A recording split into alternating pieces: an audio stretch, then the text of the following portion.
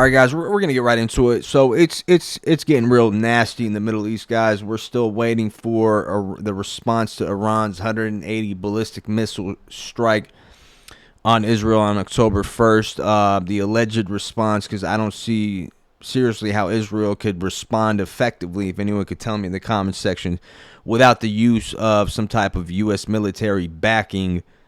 So essentially, the United States will be involved in this attack that will drag them into this conflict that's going to spiral out of control into a full-blown escalatory, violent confrontation between Iran, its axis of resistance, Israel, and essentially America, and some other players who have strategic and diplomatic and even great relationships with some of the players in the region and who are even dependent on some of these relationships, right? Such as this man himself, who's fighting a brutal war right now in Europe, and he's going to have to send some of his forces, which he's already been doing, with some of the S-400s and stuff like that, the anti-aircraft that he's sending over to Iran. And the planes have been landing daily, right?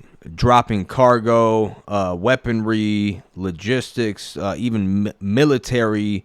People from the Russian military are stationed in Iran. You got to remember, Russia has military bases in Syria, all across the region, along with the United States. So this is easily becoming a World War III scenario. Iran's new president, Pezeshkian, just linked up with Putin today. So let's play a little clip here of their meeting.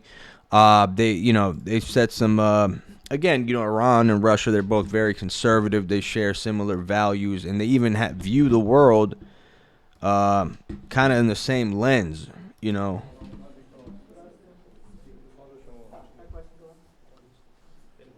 Good afternoon. How are you? I'm doing great. Thank you.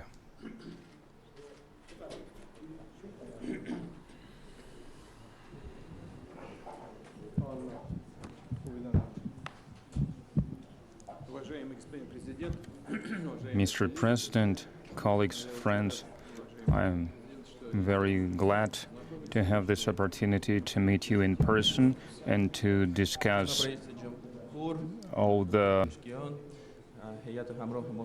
items on our agenda. بسیار خوشحالم از این فرصتی که ملاقاتمون تنظیم شده است برای آشنایی از همدیگر.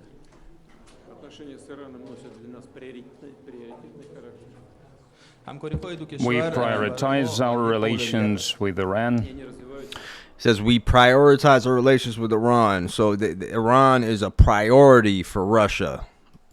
And these relations... You got to remember, Iran supplies Russia with most of their ballistic missiles that they're using in the war with Ukraine. Some of these, sophisticated missiles that you've been seeing Russia use on the Ukrainian forces. Iran is supplying all of that. Are developing very successfully. We see the growth of trade.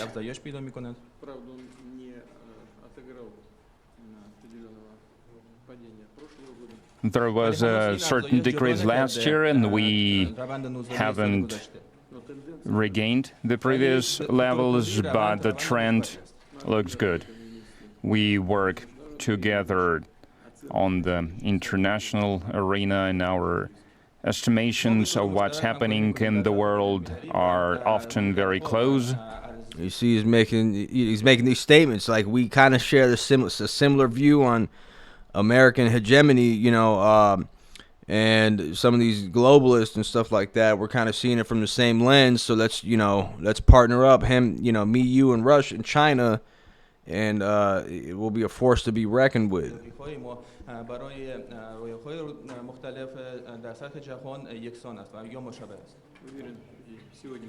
I'm certain that it will be reaffirmed today as well.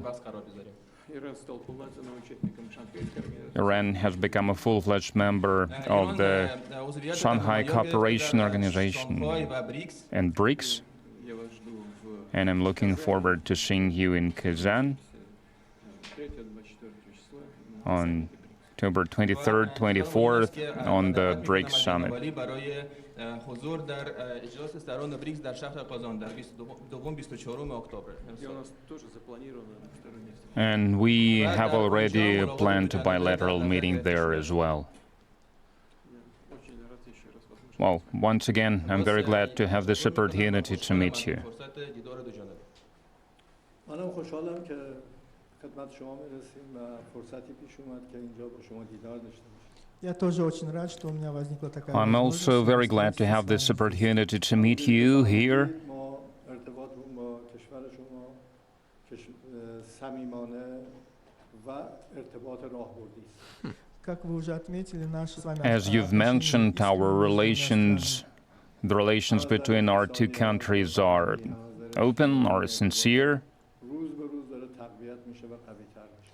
и наши отношения в сферах культурных, экономических, in социальных. our relations in culture and social area این روند and in the economy and trade are getting better and better with every day. ما داریم اصولا باید خیلی سریعتر، قوی‌تر و محکم‌تر خودش رو پیدا بکنه و شکل بگیره. Принимая во внимание волю духовного лидера исламского Considering the will of the spiritual leader of the Islamic Revolution, our relations must ما برای همین فرصت get better and get stronger with every day. و نگاه‌ها و موضع‌گیری‌های ما در دنیا خیلی به همدیگه نزدیکتر از دیگران است. У нас очень много сейчас возможностей, и мы должны We have a lot of opportunities now, and we should help each other. В принципе, схожи наши Our позиции principles на are арене схожи. close. Our انشالله حتما در بریکس شرکت خواهیم کرد و اون معاهداتی our که principles با هم داشتیم regarding the international affair are also very close. راهبردی رو هم امضا کنیم. Даст Бог, мы тоже примем участие в БРИКС. God willing, we will participate at the BRICS summit, and those documents that are supposed to be signed there, we will do everything to sign these documents there. کشورهای اروپایی و آمریکایی دلشون نمیخواد منطقه آرام باشه تا بتونیم این ارتباطات رو در بستر آرامی با همدیگه ادامه بدیم. Да, ситуация сейчас в регионе сложная. The situation in the region currently is difficult. America and Europe, they don't want to see the situation calm down. That's all you need to know, guys. That's all you need to know. The situation is very difficult. America and Europe don't want to see the situation in the Middle East calm down. And they both share that point of view. And they both have a strategic alliance, really, especially when it comes to dealing with the West, okay? So if you think, and everybody is over here, talking about Iran. Oh, when is Iran going to obtain a nuclear weapon? When is Iran going to do this? When is did Iran test a nuclear weapon out? Guys, Russia has the biggest arsenal of nuclear weaponry in the world, even more than the U.S. They have 6,800 warheads. And not only that, they've positioned them to the point where if their leadership or if their government is toppled, they're still able to strike with their nukes. They have like a Samson option, similar to how Israel has. They have a Samson option if their regime was to get overthrown or if they were to lose a decisive war. So, you're telling me right now they can't go hand deliver a suitcase nuke to Iran if Israel decides to make the dumbest and most disgusting and deplorable, horrific decision to utilize a nuclear weapon on Tehran. You guys really think, you guys are that naive to think that Russia won't drop off a suitcase nuclear bomb, which is the one used on Hiroshima. They call it a suitcase nuclear bomb because it fits in a backpack, right? I mean, like, this whole nuclear talk is complete BS. And I don't think people realize that. They're using the nuclear weapons thing as some type of propaganda to make it seem like Iran's getting ready to annihilate the whole world once they have nukes. And it's like, it's so accessible for them. They have Russia, right? They have Russia. that can hand deliver that shit to them. If somebody tell me if I'm crazy, right? But don't you think that Russia, with their 6,800 nuclear warheads, can hand deliver something to Iran, you know, and they can use that to, you know. So, like I said, man, they're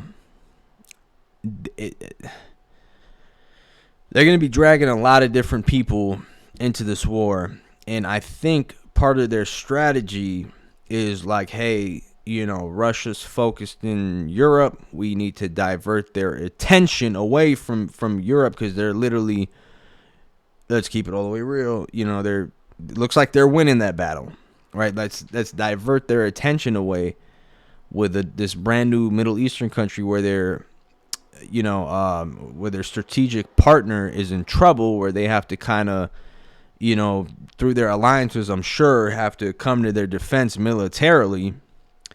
Let's distract them here to push away pressure from what's going on in Ukraine, and that's what they're trying to do.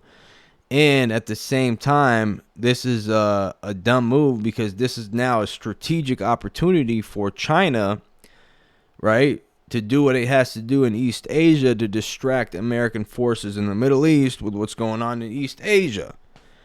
So this is a complete disaster, in my opinion, and it's just, you know,